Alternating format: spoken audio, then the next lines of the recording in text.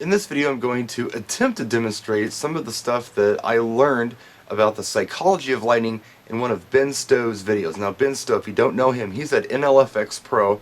He's a dealer, deals with a lot of equipment that a lot of us use, and he goes to a lot of the trade shows like Mobile Beat. I've seen him at BPM, I've seen him at DJ Expo, I've seen him at small little West Coast DJs live meets. He travels all over the place to try to educate people on the geeky side of our business, getting technical with our audio and our lighting and things like that. So if you've ever sat into one of Ben's seminars, he's like a real smart guy, and he throws a lot of stuff at you. It feels like you're in science class or math class, and it's a lot to absorb for a lot of people.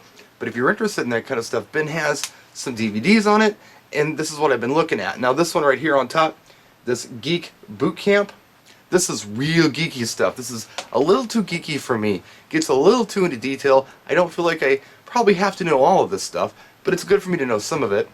But the thing is, I'd never absorbed it at a seminar, so you can get the DVD from Ben, watch it over and over again. So this one's for you geeks out there, you guys who really want to know how everything works and how to troubleshoot and things like that.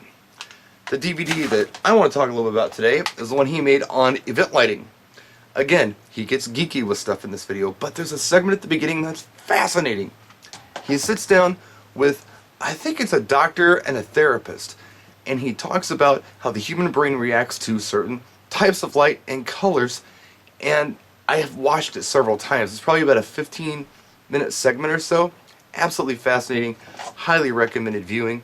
So I'm just going to give you a little taste of what I learned from that particular segment right here.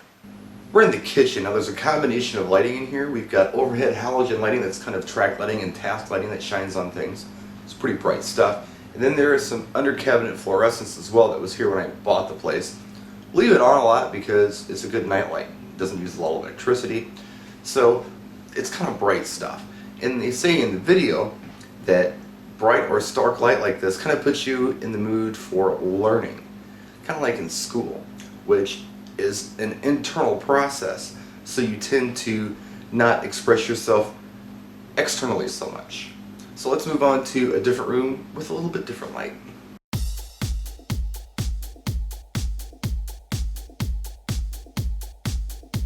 So now I'm in the living room. Now things have changed drastically. We no longer have the bright halogens and fluorescence.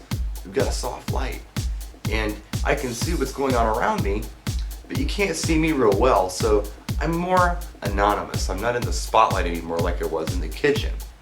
So I'm going to feel a little more external instead of internal. I'm no longer in a learning mood, that's for sure. But if you look behind me, you'll notice some lights are moving around. I think that's where the action is. Let's check that out. There's something going on in this room. We've got lights moving around. It's more festive. Now here's something that I learned from the video. There's a lot of red in this room, and red makes people excited. So if you can get red into your dance floor area, that's a good thing. Also, the lights are moving. It's a little brighter in here than it was in my living room, but since the lights are moving, I'm not in the spotlight, so I'm still anonymous, and I can feel free to express myself externally, if you will, and maybe make a fool of myself. Nobody's gonna see me anyway, it doesn't matter. So if I'm chilling out in the living room, my inhibitions are down, I'm feeling more external than internal because I'm not feeling self-conscious about myself, I'm going to let my guard down, and I'm going to be drawn to this area over here. This could be the seating area for the wedding reception, that could be the dance floor. So what I'm suggesting is, and what the video was kind of suggesting is, with lighting you can very much affect the mood of the people. Not only with the music, and we know that music can definitely change the mood. Well, imagine if we use lighting properly, what we can do. Now if we use it improperly, look what can happen. Buzzkill. We're no longer in an external mood, we're back in an internal learning mood. Not only that, but we might be slightly annoyed. So we're not in the mood to go over there anymore. We probably just want to go home.